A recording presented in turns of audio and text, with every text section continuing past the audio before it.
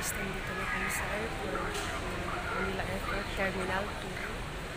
Uwi na kami guys sa Mindanao, sa namin para ihatid siya sa huling hantungan. Ito yung kapatid kong bunso guys, tapos yung kapatid ko, tapos yung kapatid ko guys, tapos yung dalawang kapatid na lalaki, hindi na waiting na sa amin. Nakakalungkot lang isipin guys, kasi last year umuwi kami yung emergency leave ako. Yung dinala namin sa ospital si nanay, kasama ng kapatid kong bunso at saka yung ate ko din. Tapos guys, ang sakit isipin lang, nakakalungkot mo. Kasi uwi na naman kami ngayon, nawala na yung nanay namin, kinuha na ni God. Yun, mahirap guys, pero tatanggapin na lang namin para matapos na rin yung paghihirap ng nanay namin. Kasi more than 1 year na rin siya naghihirap sa sakit niya na breast cancer. And then guys, nakakalungkot guys kasi wala na rin kaming tatay, kasi yung tatay namin namatay na rin noong 2020 yung pandemic. Namatay na rin yung tatay namin guys. So guys, kailangan namin become strong. Kasi nga siyempre may pamilya din kami, may mga anak kami, ganun talaga ang buhay. Kailangan namin tanggapin guys. Sa ngayon, nahihirapan kami tanggapin. Kami kasi nga, hindi kasi kami lagi nagsasama palagi guys. Lalo ako, lagi ako bumabalik sa ibang bansa. Yung kapatid ko naman isa, ganun din. Tapos yung ate ko, sa kapatid ko sa Manila. Tapos yung dalawa kong kapatid na lalaki guys, laging kasama ng nanay ko. So na guys, ito lang. Ayaw ko naman kasi laging umiyak guys. Baka sabihin nyo napakawati ko na rin. So na guys, tinanggap naman namin din. Kasi alam naman din namin yung sitwasyon ng nanay namin. Kasi nga, hindi naman basta-basta yung sakit niya, breast cancer. Kaya yun guys, yun lang sa mga viewers kong nagpaabot ng nakiramay. Salamat sa inyo guys. And then sa nagbigay ng tulong, maraming salamat. Lalo na sa kay sisik ko, kay Marsol, thank you sa binigay mo. Maraming salamat, Marsol. Ayun. Sa company ko din, maraming salamat. Pinayagan niya akong i-rebook yung ticket ko para makauwi ako ng Mindanao. Maraming salamat po sa boss ko. Ayun, maraming salamat po, sir. Ayan, sa admin namin. Thank you so much. Yun, guys. Update ko na lang kayo pag dumating kami ng Cagayan. So, yun, guys, pamangkin po ng ate ko. Smile, guys, smile. Hi, Kasa. Hi, sa YouTube. Ayan, hi. Ayan, guys. Sinama siya guys kasi inalagaan to ng ate ko kaya hindi naman siya pwede dalhin doon sa bahay namin, iiwan lang siya sa Maramag kasi taga Maramag po yung asawa ng ate ko. So na guys, update ko kayo pag nandun na kami sa Cagayan and then sa bahay. So guys, nandito na kami sa airport. Punta na kami ng airport.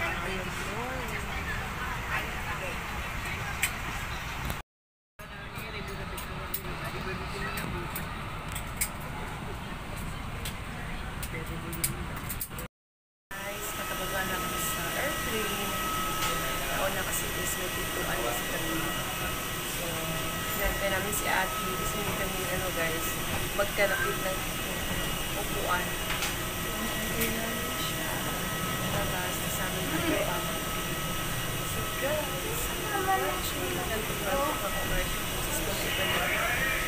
ito na pala yung ate ko, guys.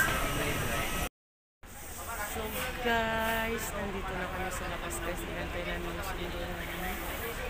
Ayan guys, waiting. Ayan po dito guys, nandito si ate. Ayan, si ate. Saan ba si ate? Makita. Si ate. Say smile. Smile to the world. Smile to the world.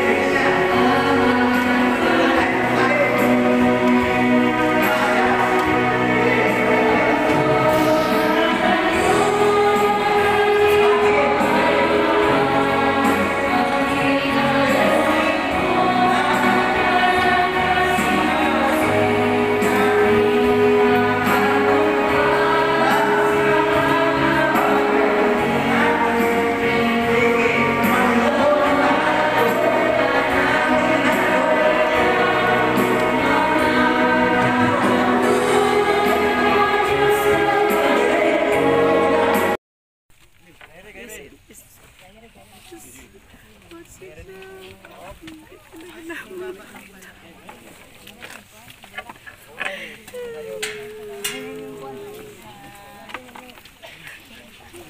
tingog sa iyo, hulog na para. Baby. Amo na pala yung nakunan.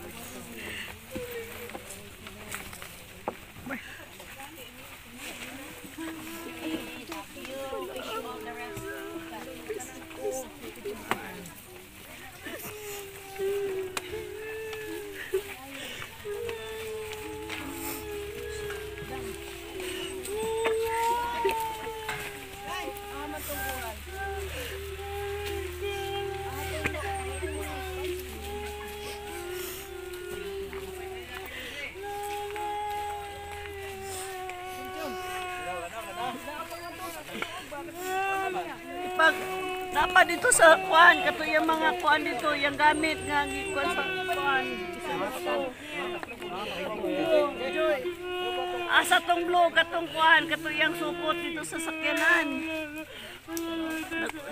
Nagalis na ang punerarya?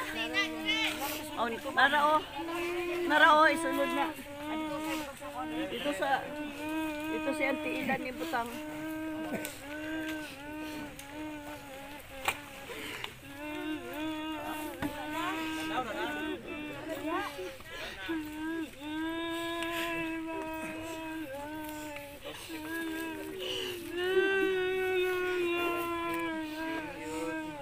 Awak mo dyan ang gawa-awa kay nadariwan mo masa.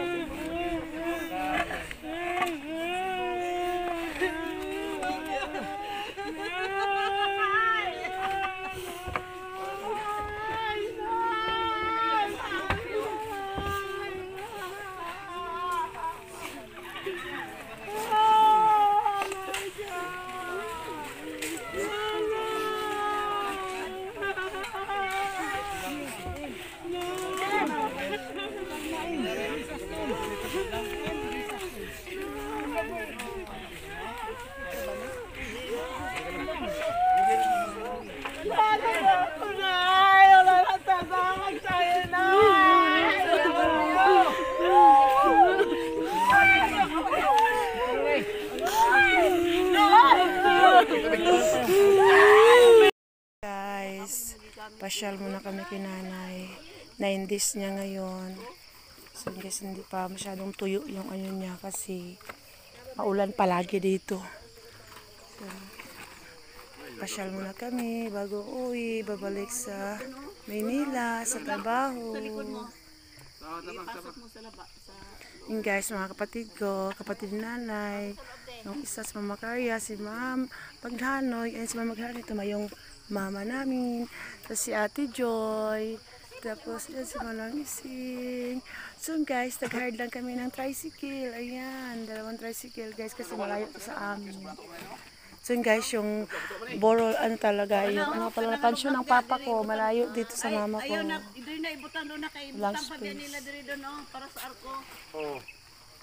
Maraming cemetery dito Para sa guys. arko baka kukunin niya ng iba, ilagay yan. Ayun na. Nilangas ka lang ng dulay. Pilo pa sila din ka buong. Ang? Hala, hindi tayo nakaada. Bye. Buba naman na itay. Madumi yung unang tatay. So yun guys, malapit talaga kami sa kalsada. Ayan. Sa gitna muna tayo, wala pang dadaan. So yun guys, may mga kapit-kapit bahay ni nanay dito. Magaganda na rin yung mga bahay dito guys, palalaki na rin. And then going sa baba, going ito sa sentro guys. Ayan. Guys, maganda dito guys kasi yung hallway dito may ilaw na rin. Ito yung tindahan ni nanay dati na sarado na. Sarado na. Ayan, sila na. Ayan, namimiss talaga namin tong place na to guys. Iwanan na namin tong place na to. Matagal na kaming babalik dito. Aso ni nanay, halika dito, Digong. Aso to ni nanay. Si Digong ba to? Ay, hindi pala si Digong. Kala ko si Digong. Dito si Digong, no? Hindi pala. Ha? Si Dogong. So, guys. Papainit lang tayo.